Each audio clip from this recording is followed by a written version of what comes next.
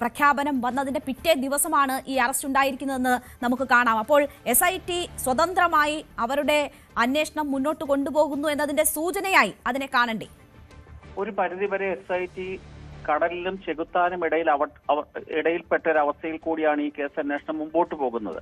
കാരണം കേരള സർക്കാർ എന്ന് പറയുന്ന സംവിധാനമാണ് ആഭ്യന്തര വകുപ്പിന്റെ തലപ്പത്തിരിക്കുന്നത്. അതൊരു കടലാണ്. അപ്പുറത്ത് ഹൈക്കോടതി ചെകുത്താനായിട്ട് ഇരിക്കുന്നു. ഇതിന്റെ ഇടയിൽ അവർ കഷ്ടപ്പെടുന്നുണ്ടാകാം.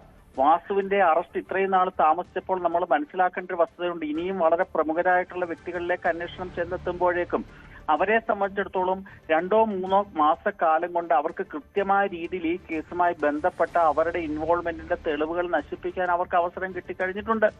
ശാസ്ത്രീയമായിട്ടുള്ള അന്വേഷണം, നുണപരിശോധന, ഫോറൻസിക് പരിശോധന തുടങ്ങിയ കാര്യങ്ങളിൽ ഇതിന്റെ ഭാഗത്ത് ചില വീഴ്ചകളുണ്ട്. ചിലപ്പോൾ അതൊക്കെ നടക്കുന്നുണ്ടാകാം. കാരണം ഇതുമായി ബന്ധപ്പെട്ട മാധ്യമങ്ങളിൽ എല്ലാ വാർത്തകളും വരുന്നില്ല.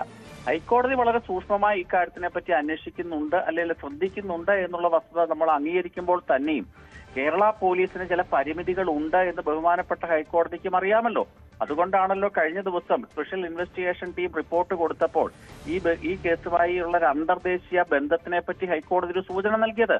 തീർച്ചയായിട്ടും ഹൈക്കോടതി അത് പരിഗണിച്ച് വരും ദിവസങ്ങളിൽ റിപ്പോർട്ടുകൾ കിട്ടുമ്പോൾ ഇതുമായി ബന്ധപ്പെട്ട കൂടുതൽ നല്ല കടുത്ത തീരുമാനങ്ങളിലേക്ക് പോകുമെന്ന് തന്നെ വിശ്വസിക്കുന്നു. ഇതെന്തായാലും അയ്യപ്പൻ ഇതൊക്കെ കൃത്യമായിട്ട് കാട്ടിക്കൊടുക്കുന്നുണ്ട്.